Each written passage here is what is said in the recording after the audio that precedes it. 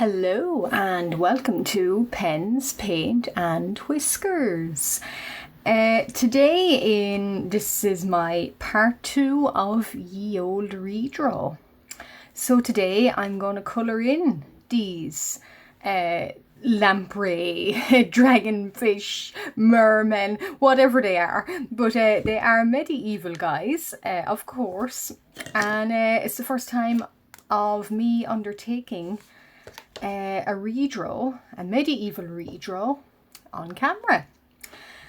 So in my last video, part 1 of this, I inked them in and did their background in Artex.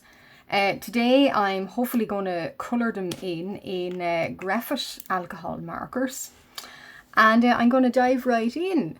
And if you haven't been following along, or if you've just joined, thank you very much. And what I will explain a little bit about as I work these guys up again is one of my projects off screen is I call it my weird medieval guys. And I take pieces of medieval art and I do my own, or redo them with my own interpretations. And this is the first time I've filmed myself doing such a thing. So I'll just take you through the steps. So yesterday, it was yesterday actually, when I filmed. I did a loop of these guys, so I drew 2 together in a loop because they are based, and I'll add it in the description. They're based on a picture of lampreys from a medieval manuscript, and the manuscript is called De Naturenbloem, or in English, the Flower of Nature, and it's a Dutch manuscript. And it was written by a man called Jacob de Merdent. And it was made in approximately the year 1270. And his purpose of this manuscript, it was slightly unique in that it is not a work of prayers or any sort of religious text. The closest I can sort of explain it being is like an encyclopedia today. So it's a collection of 450 at least illustrated depictions of animals and nature and plants and gemstones, and they're all alphabetized in a category of their Latin names. And it's a hugely important work in that at the time it was likely the only glimpse of, say, exotic animals that the European mind would have gotten to see, such as elephants and ostriches and hippos. This is coming from a time, of course, in 1270. They didn't have photography, didn't have Google Images. So the only glimpse of an elephant or an ostrich or something special that they would have gotten is from a book such as this. And interesting to see how they depict such books, such creatures. And not only that, but it also contains fabulous mythical beasts. But to the medieval mind, unicorns and dragons and centaurs, they were definitely not mythical. They were part of everyday life and believed to live in foreign lands. So this book, of course, contains all of them, all of these magical beasts. And it's also quite extraordinary in that I have a passion for medieval books anyway. They're kind of my thing, and I love to incorporate them with art.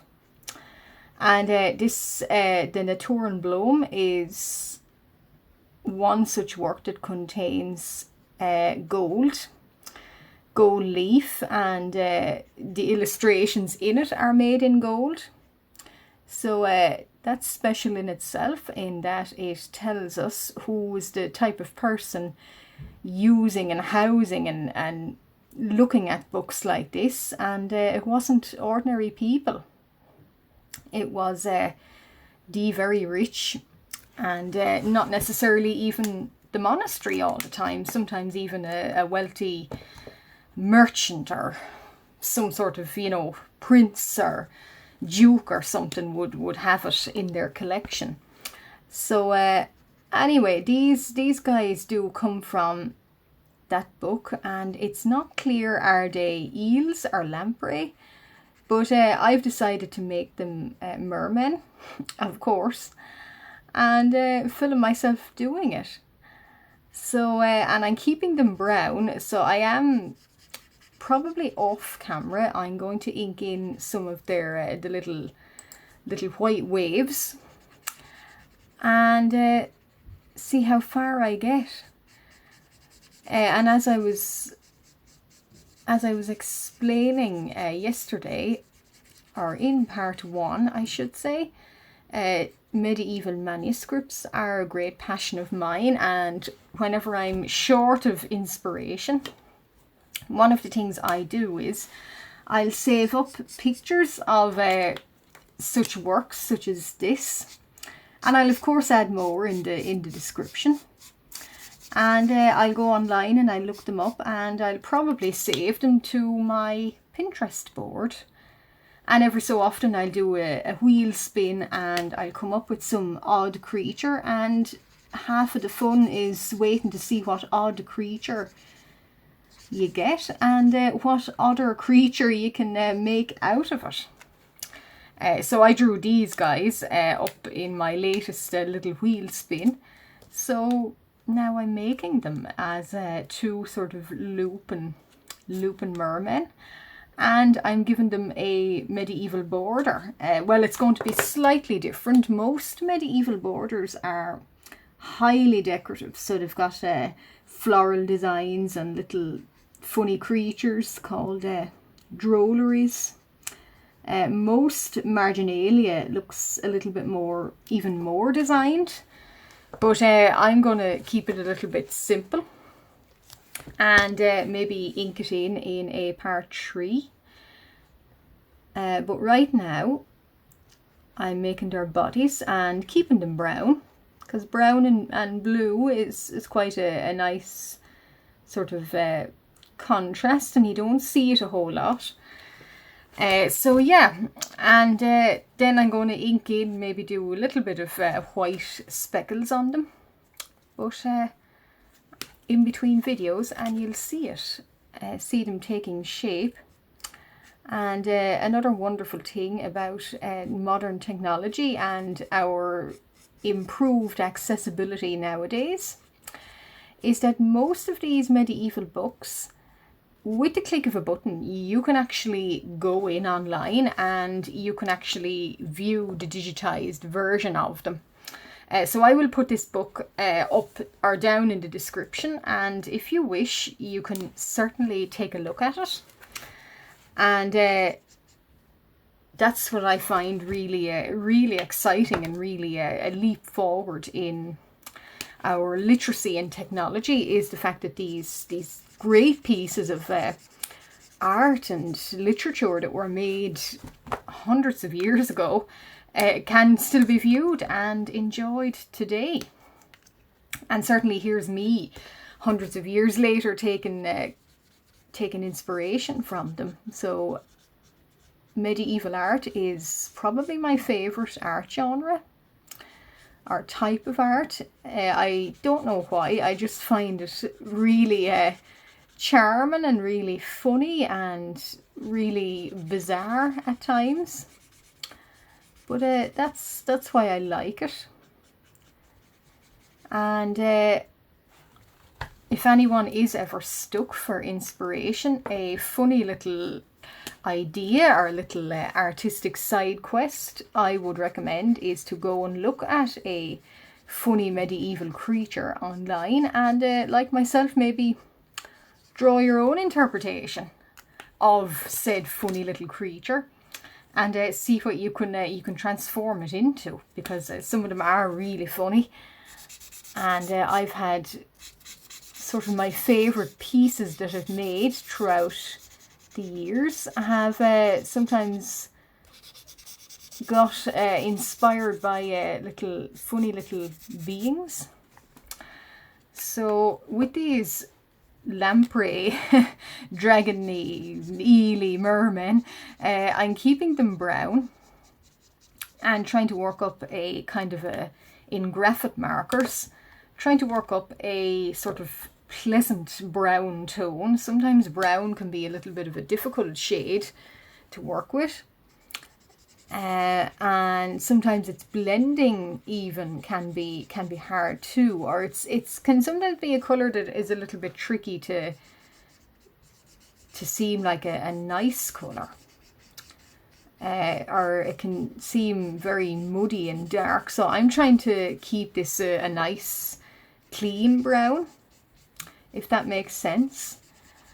And as I'm going, I'm trying to keep the tones, so there, I would imagine, and I'm turning it as I go. Another tip too, I would imagine that in real life, these they're like any creature, I suppose. Their underbellies are maybe nice beige brown, and their backs and the back part of them is a sort of brown, like a deeper brown. And as I'm doing here, I'm trying to work up and blend in. And now off camera, I will go over these more. And for part 3, you'll see them worked up more, and I'll do posts, of course. But yeah, they're a little bit of a challenge to do, but that's what I like about art. You can challenge yourself to make a little creature, make anything. And yeah, that's what I'm doing today. And I'm going over and blending. So with alcohol markers, they offer the best blending, really. So blending sort of opportunities. With watercolor markers, you can of course blend them too, but I find you gotta be quick, because once they start really drying, they're harder to blend. But I might actually do a video of watercolor markers one day. It's just I really took to alcohol markers and really thought they're the best for me, but that's okay if they're not for you. So I was imagining with these, so I'm going to paint one little, or make one little guy hopefully, just to give you guys a taste of how I'll do the other. So these are looping around one another. I was originally thinking, gosh, could I do them in Celtic knotwork? Answer, I cannot do anything in Celtic knotwork. I love Celtic knotwork, but I don't know how anyone does it. So as a response to that, they're sort of more a, what would I say, an Art Nouveau, maybe slightly. Version of Celtic knotwork, or medieval illuminated manuscripts.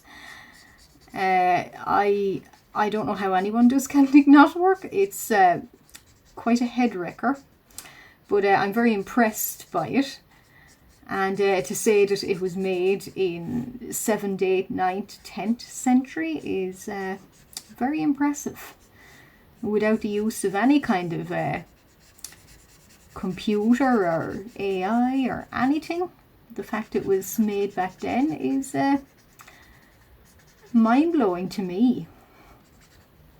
And I should say I am working in a 200 GSM A4 sketchbook, and my materials are graphite art markers, and mainly graphite. I did bring along some Ohuhu, but I prefer the tones of brown in graphite. The graphite are, I think, a French company, and a little bit harder to track down sometimes, but I choose them sometimes because I find their tones of brown are better. They're certainly a little bit warmer, I find. And yeah, that's why I would choose them. They come mostly in chisel tip nibs and just a little small bullet sort of shape. I don't think maybe they do a brush. I'm not sure.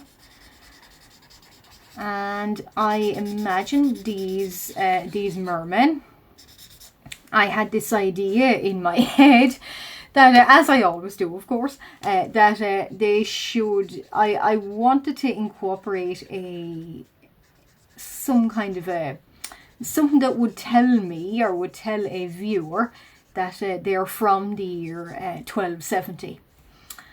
And I couldn't add in a medieval monk. I was thinking about a monk. I couldn't add one in convincingly with all of this. And so I had to concede to the fact that I was not going to be able to add in a medieval monk, sadly. But in my head, the lore of them is that these two, they live in well, certainly under the sea anyway, or underwater. I've got confused in the loops as well. But the good thing is I do plan both to be brown. I'm trying to work out now which tail, who owns what.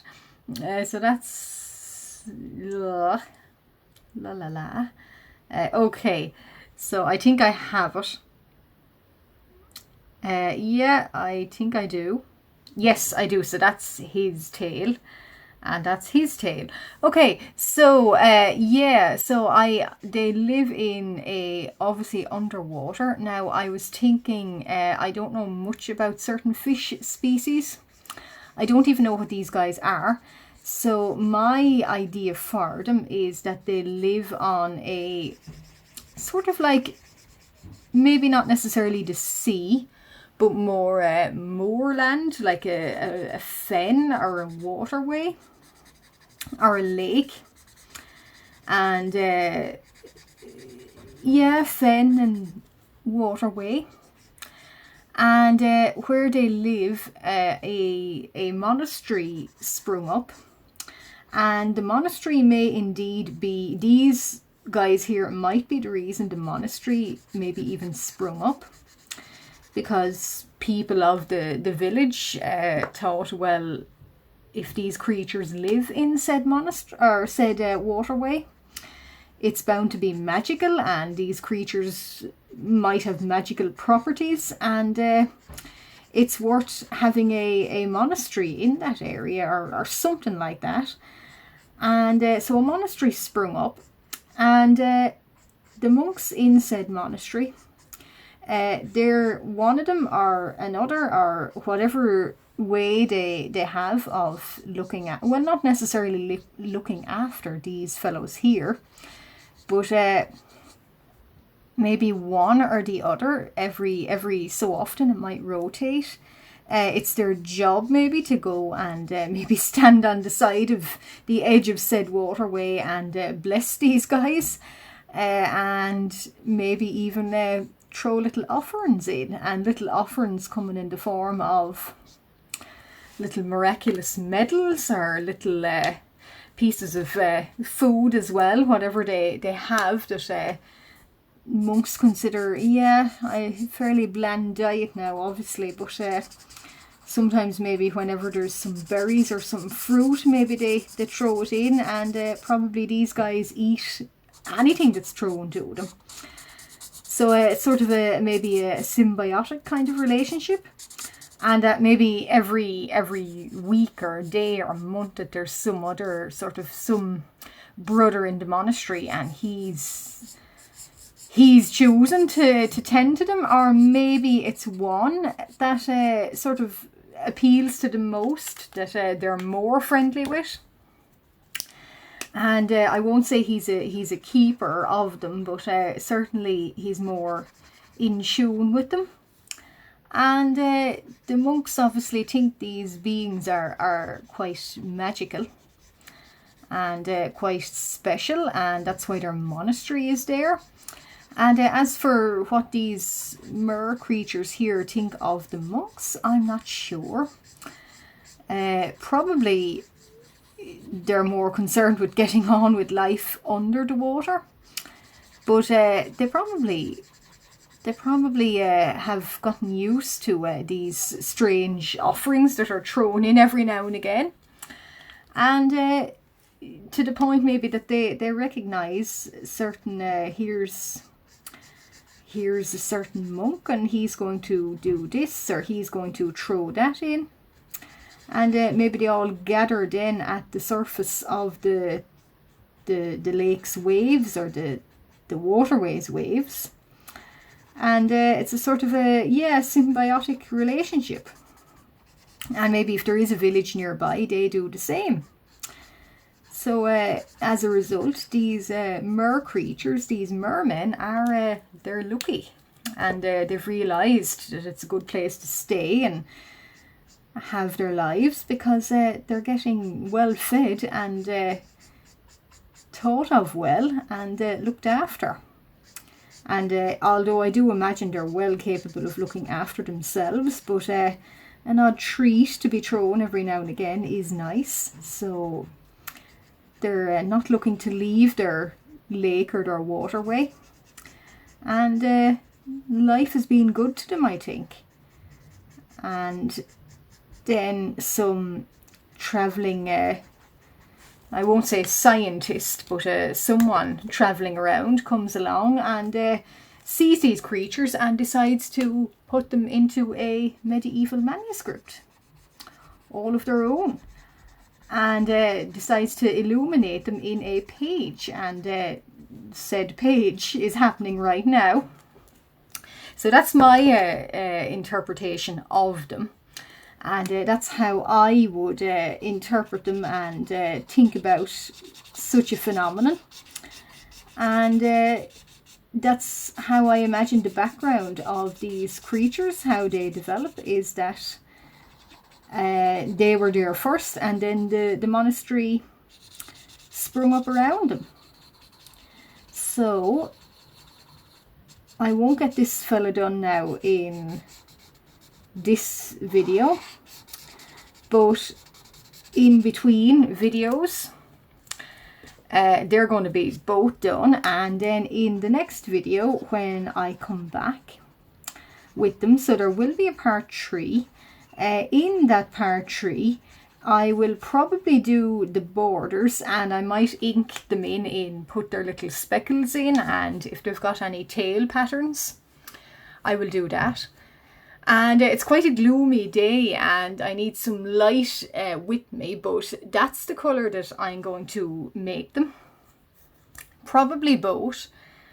And so I'll ink in little white speckles and ink them in white, and I might do some wave patterns behind them. And then in part 3, when I come back, you might see the frame being done and you might see them being inked. But if you like what you see, I do this on a weekly basis, and as part of ongoing series as this is, sometimes I upload twice a week, other times once, but definitely very, very regularly. And if you like what you see, why not like and subscribe if you're new. And if you're not new and you're watching, you have been watching all along, thank you very much. Deeply appreciative of all of you. And so stay tuned for part 3. Bye.